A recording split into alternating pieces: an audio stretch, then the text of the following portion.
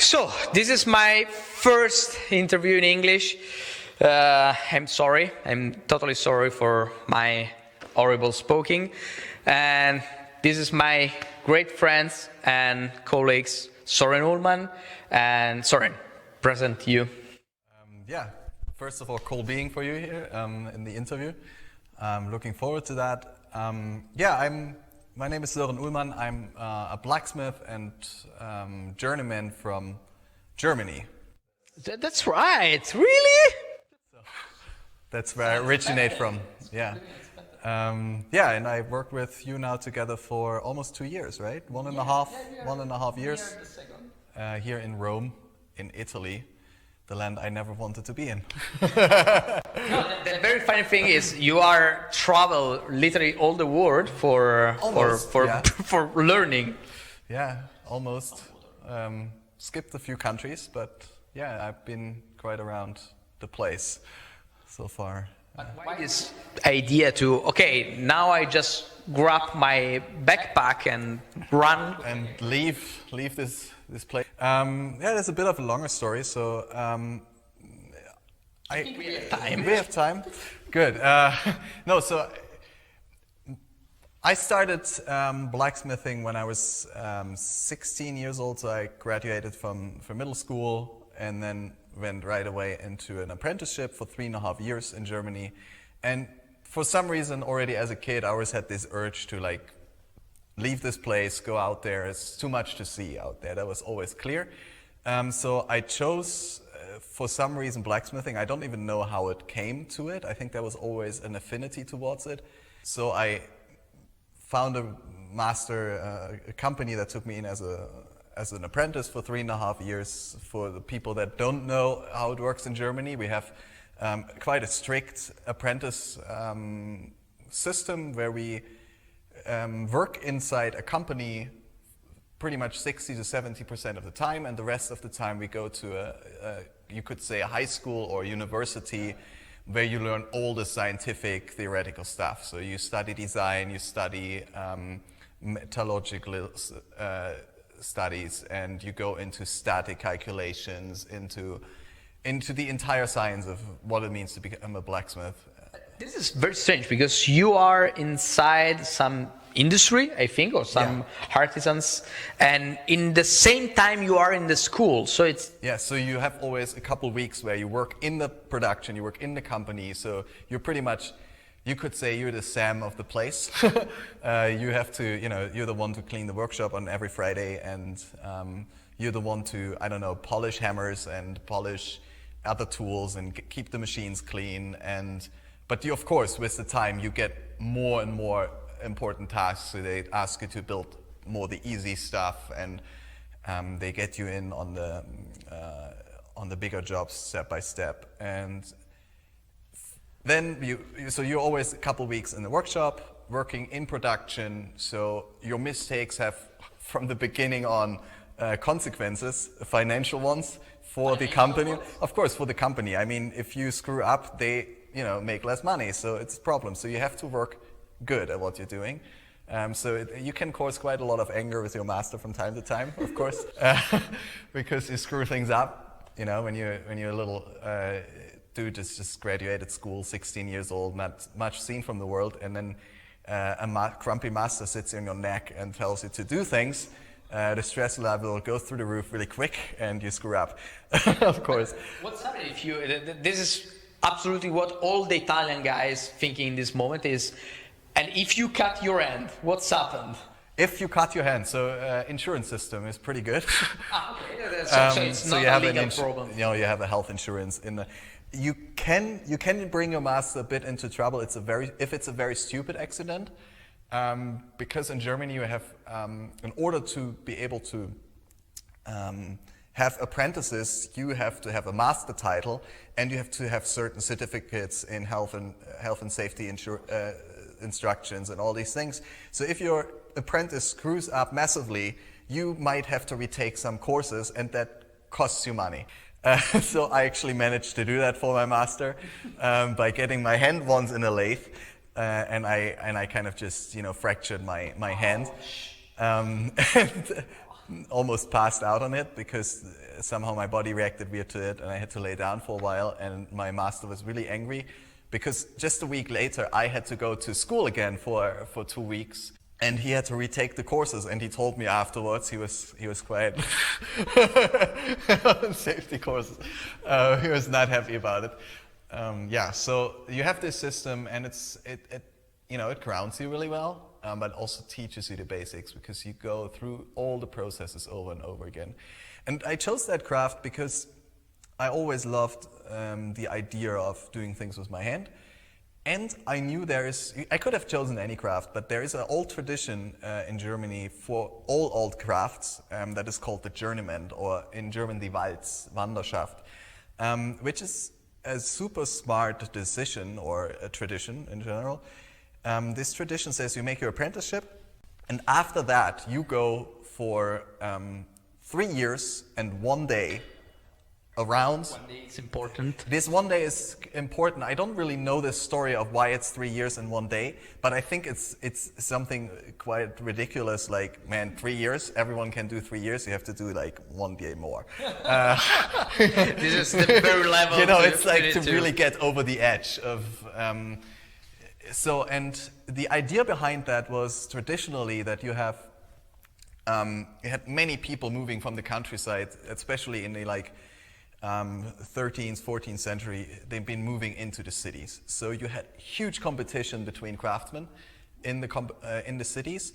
And for a certain time in certain regions in Germany and France and even in Italy, I think, it was mandatory. So if you made your apprenticeship, after that you had to leave.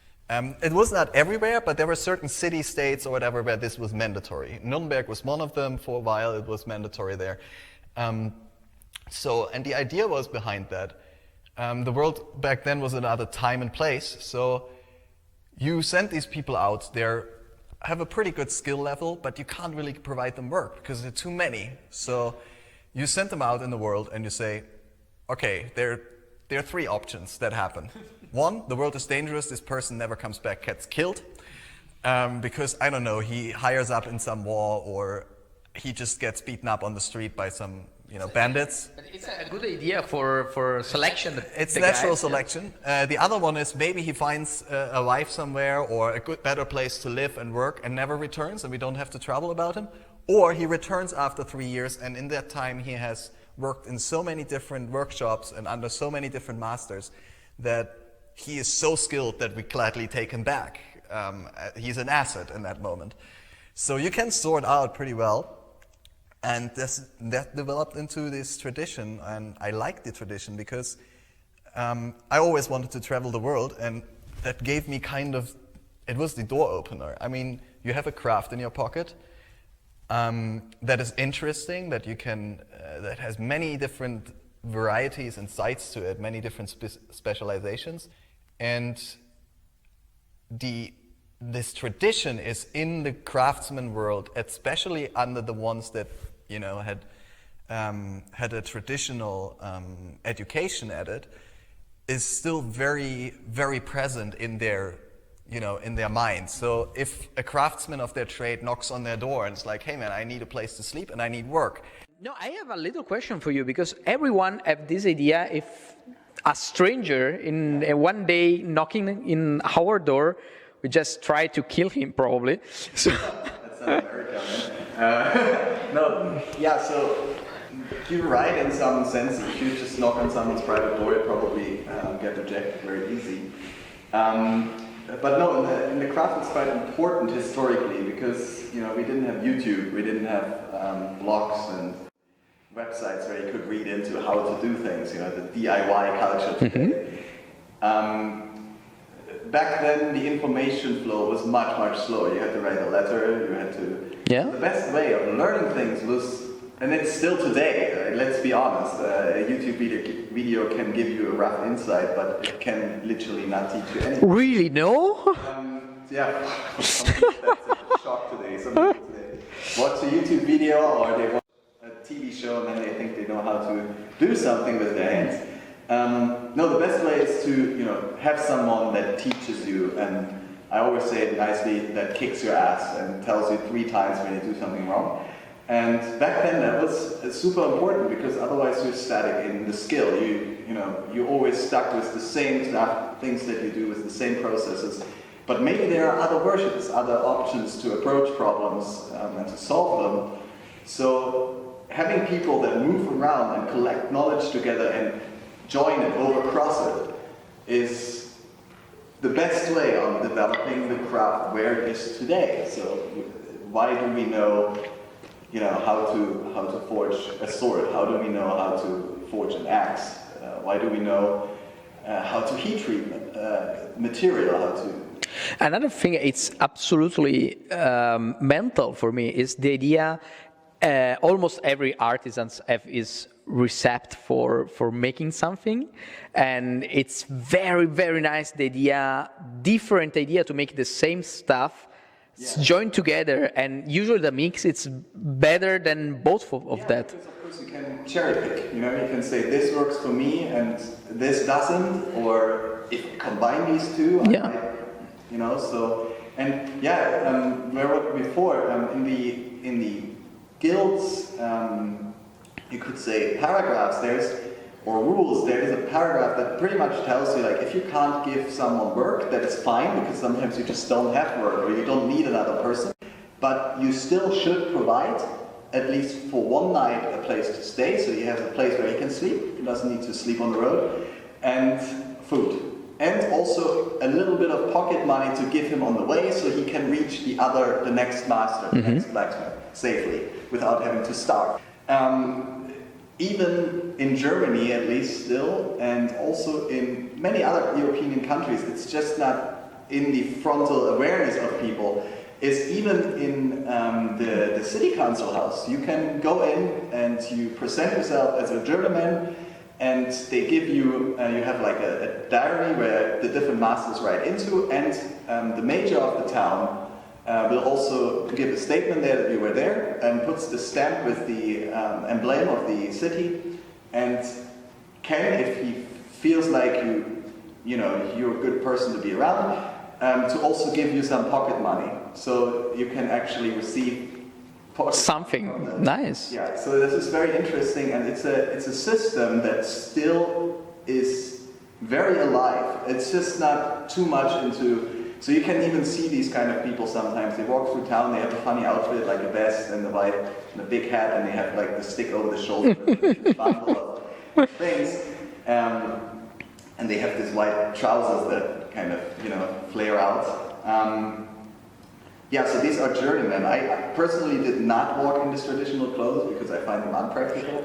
And they're not really traditional because they're out of the 18th century, and the tradition is much older, so it's someone decided this is now our clothes. It's like, but guys had always moved with the modern times, so we should have modern clothes with that, so I did it without. I also did not enter the guild for it. So there are brotherhoods that you can enter. It's a little bit of a Freemasonry thing. And a lot of drinking, and so... Yeah, it's much more... It's, in some ways, they meet up each other then from time to time, once a year, and go get hammered. But no, I was not in these structures. I did the completely freelancer, and that works. And it's amazing. You have a door opener, you have this craft that you have in common with the people, and even if I didn't just check out blacksmiths, I also went to carpenters and leather workers and different crafts, just to really learn as much as I could. And so I got my backpack and left. Just tell me the truth. All the carpenter around the world have no finger, or is just the Italian one? It is scary high, the number. Okay. So it's not just the Italian. It's not really a cliche. There's a lot of truth about it. I don't know. Carpenters, I think that is a very modern thing though, because I think they just really suck in working with circular saws. Because they, for many years they always just used hand tools, and suddenly they have machines that work very fast and spin, and they rip things to pieces in no time, and they somehow can't handle them. They haven't developed that DNA for it. changing inside. No, another question is because this is your start, and because you travel in Germany, but next time it's not enough for you, so you start in travel outside, yeah? Yeah, so the first year I was traveling in Germany only for 2 months. I was kind of to get a warm-up. So not 3 months plus 1 day. No. Just to scale it down a bit. It might have been 3 months. I don't really recall it, to be honest. At that time, I moved around a lot in Germany and just skipped things and visited friends. I had fun. No, it was just... I'm a bit of a lazy one. I have to admit that. It's not right, man. I know you, and this is absolutely bullshit. I tell you why, because usually people that do a journeyman, you say like it's 50-50 or more like 60-40 for working. So you work 50 to 60% of your time that you are around, and the rest you kind of travel. You know, you move around and see places. I was from the beginning. I was like, I'm gonna do it the other way around. I only work when I really need money and when I really want to learn certain skills from certain people. The rest of the time, I want to move around, I want to see places, I want to enjoy this world. So, yeah, I did. And the really fun thing with the journey is that in the traditional sense, you were not allowed to take really much with you. I took quite a bit more with me than because I was doing it free, but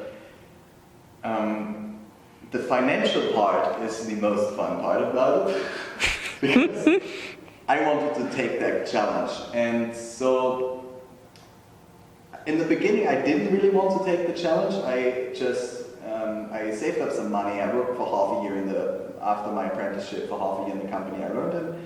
And so I saved up a couple thousand. It's like, yeah, okay. And then I have a bit of money in the background would be nice. I know I gotta work from time to time, so I don't need too much, but a couple thousand would be nice to have. And then I happened to go to India for 1 month with some friends, and all that money was gone.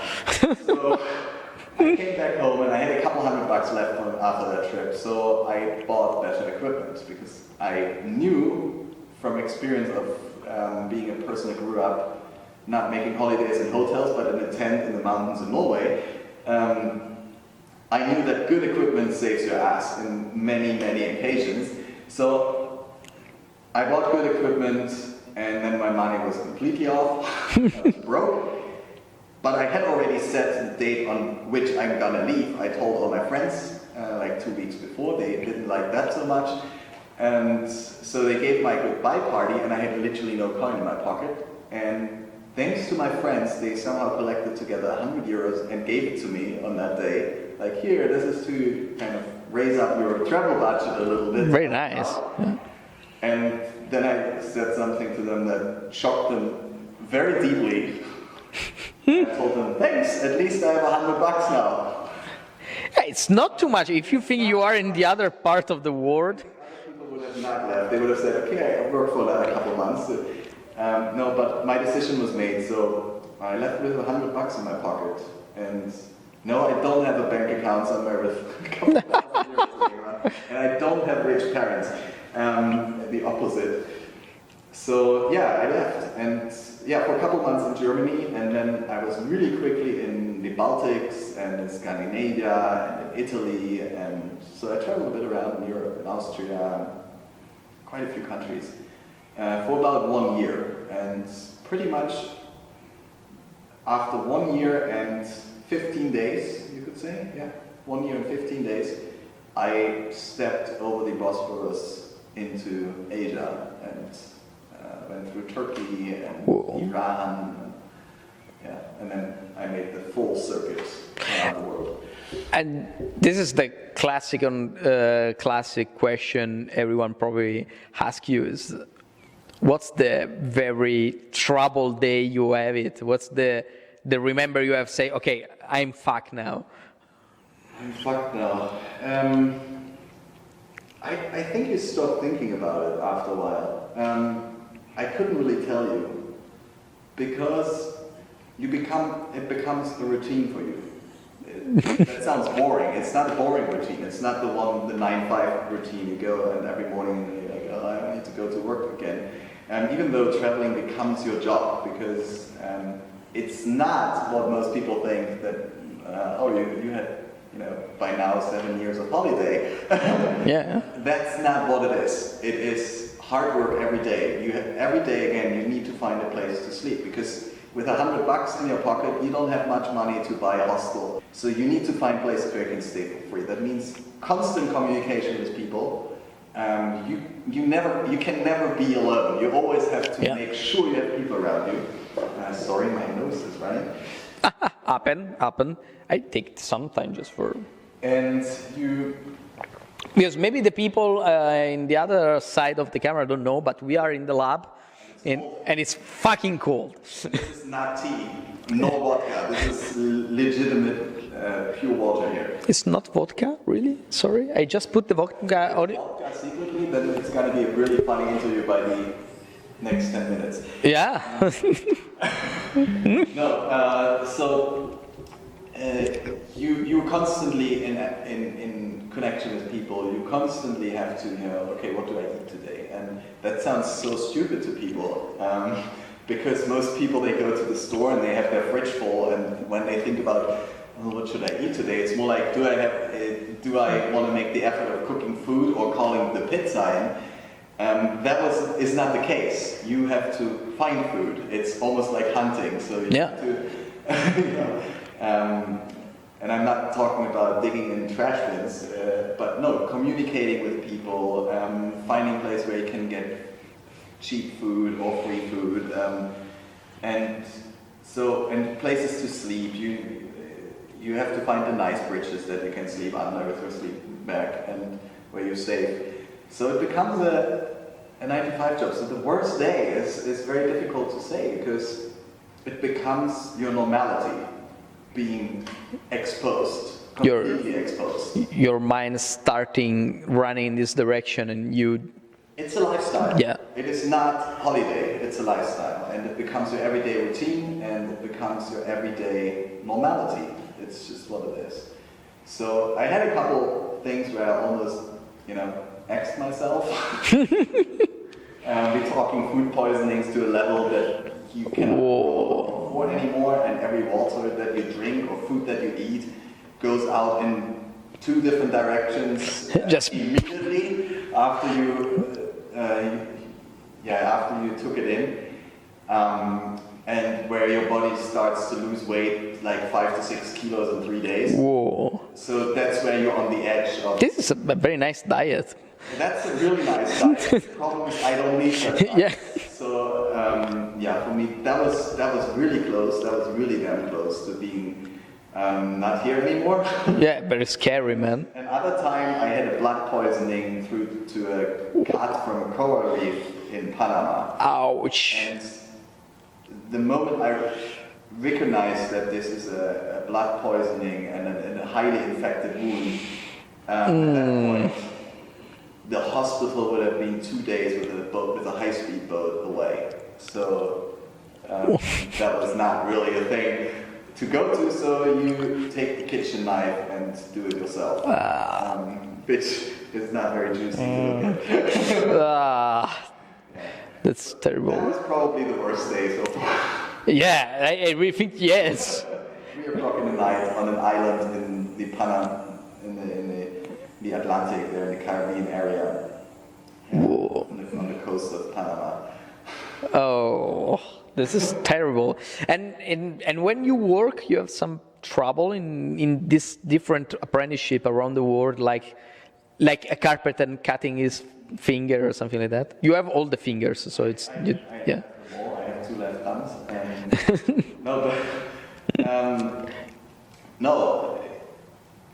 Minor accidents. What a blacksmith has: some burns, some cuts,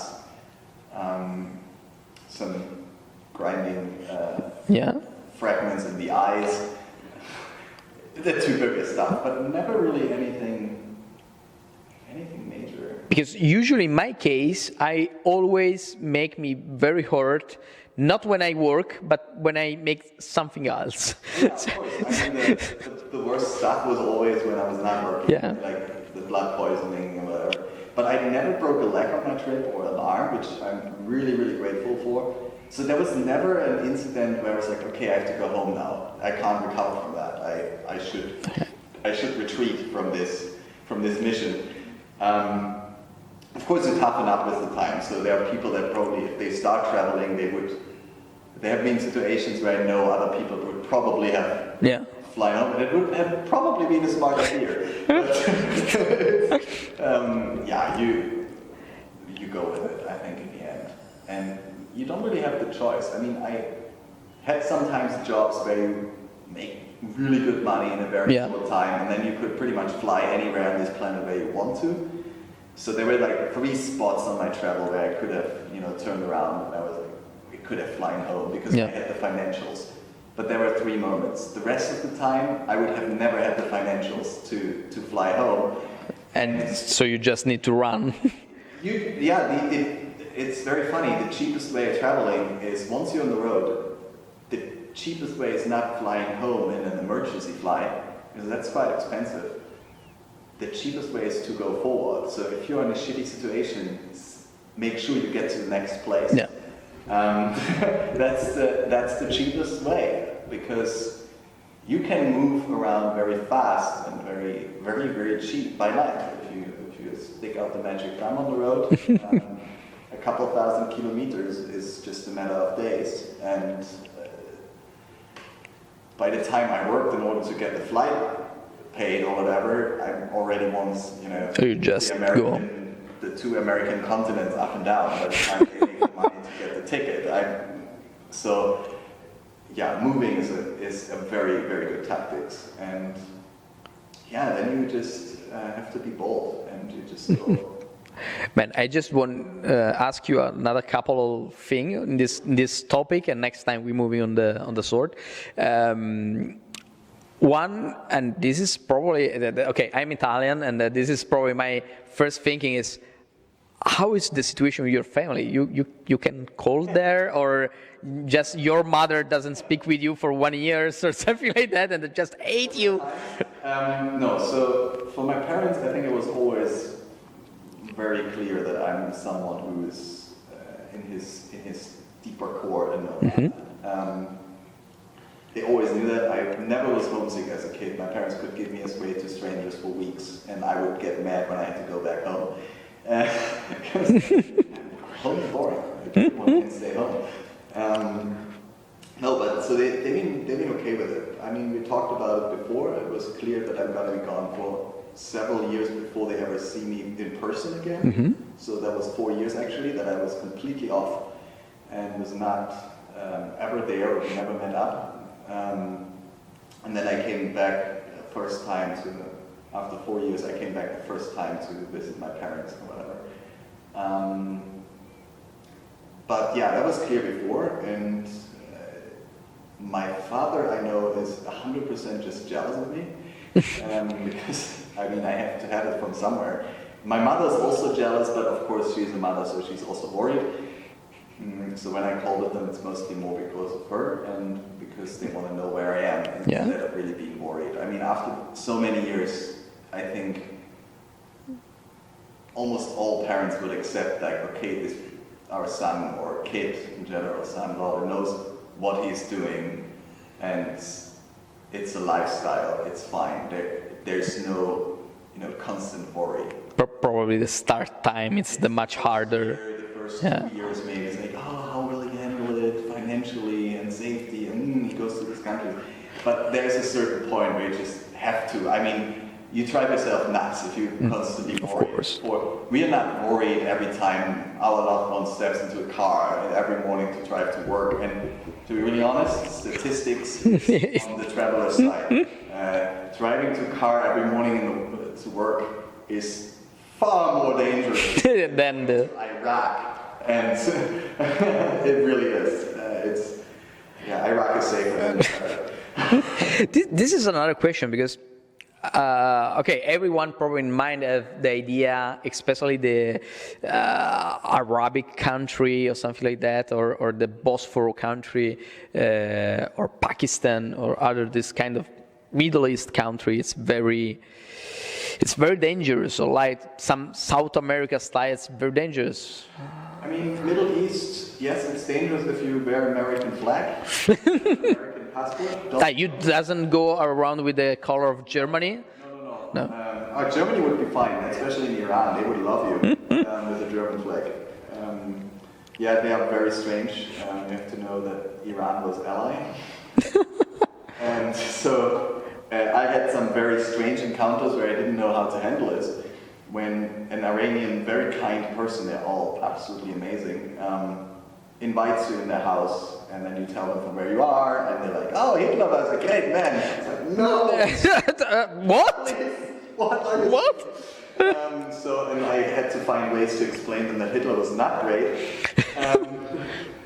which is difficult because culturally they really do hate Israel. Okay. I think it's just. Arch enemy, so they're like, "Oh, Hitler's great, he killed Jews." And I'm like, no, not a good thing. So I had to find other explanations to convince them that Hitler was not good. I did. I managed to do that, but It's not easy. it becomes awkward really quick. No, but in general, Iranians are amazing, and I have not been to the really dangerous countries, so I did not manage to go. I wanted to go to Pakistan, but the Pakistani ambassador was like, "Nah, man, not a good idea." And you should listen. If locals say not a good idea right now, You don't go. you don't go. I mean, you don't have to be foolish. You don't have to be an idiot. You don't need to, Put in the risk. Yeah. into places. I also wanted to go into Syria, down to Israel, but exactly when I was in Turkey and planning to enter Syria, ISIS went nuts on the border to Turkey, so don't go. You're not stupid. I mean, as much as firework is fun, an RPG next to your head is you don't want that. So yeah, you just have to really feel out where can I go and where not. And then I would even make the big claim that there is no dangerous country in the world. It's dangerous people that are around, and they can hit you at your house. It really, the psychopaths. You just have to learn how to avoid them, and then you have the greatest time in the countries where no one else would go to, and everyone else would be like, you really want to go there? So, yes, go there, because it's great things happen.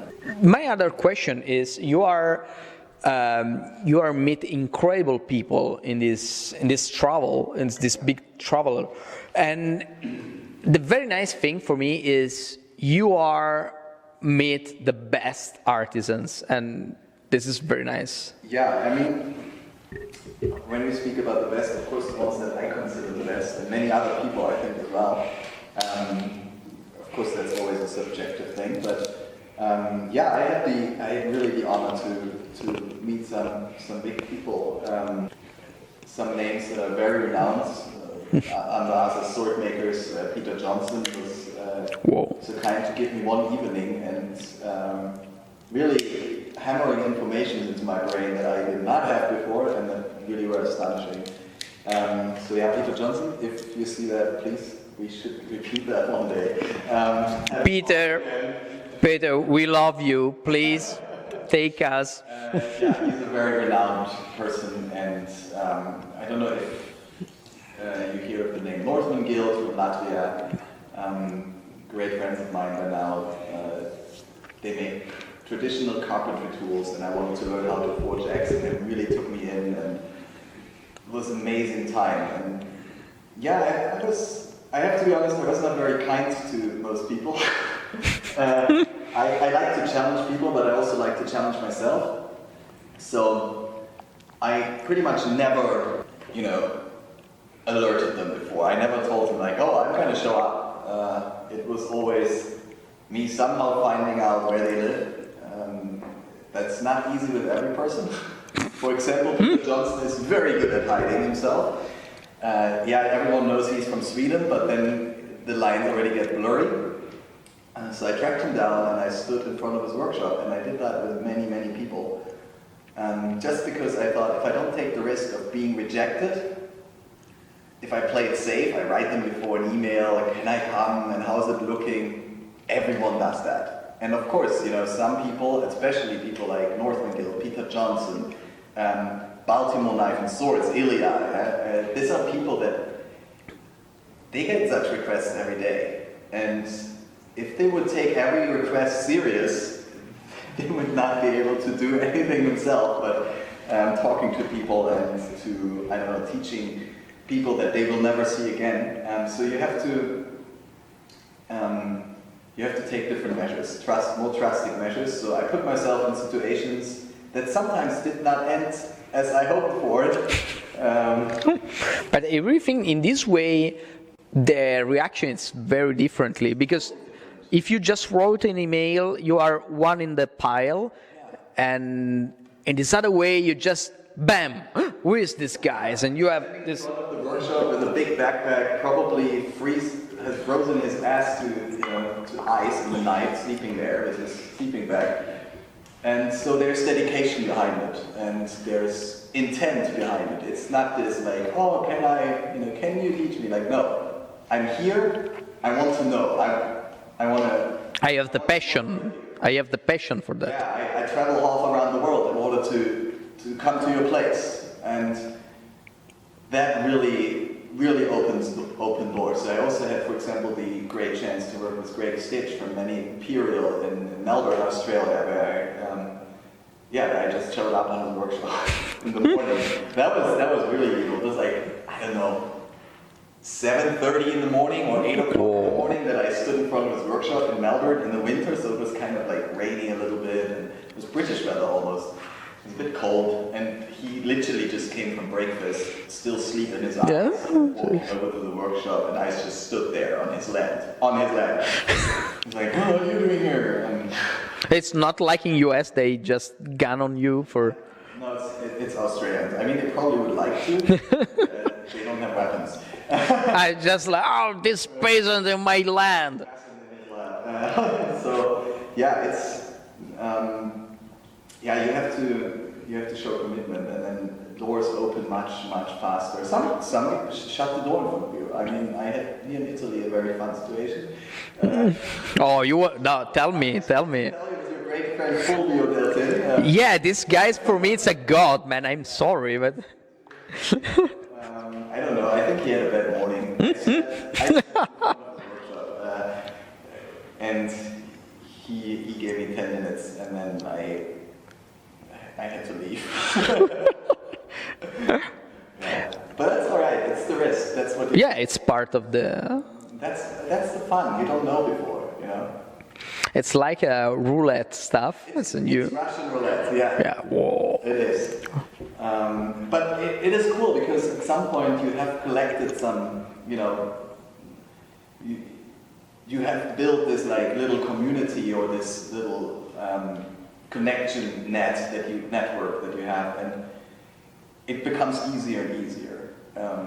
Because I think you build a reputation and. Yeah, people, and especially in the blacksmithing community and the sword making community, there's a really big connection between. They all know each other somehow. And if it's just over 2 or 3 corners, but at least they hear the name, they know the reputation of the people. So I had situations where I was like, hey, I'm here now, I want to work with you, blah, blah, blah, and they would be like, okay, who do you work with before? And I said and then they would, write them on Facebook or give them a call, like, hey, what do you think about that person? Can I let him work for me? And then you get a little review, and then you have an open door. Okay,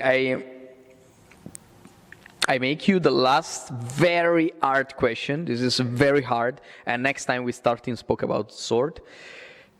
How it's possible if you have traveled in the world, see Peter Johansson, work with Ilya, etc., how fuck you are coming in Rome in my lab?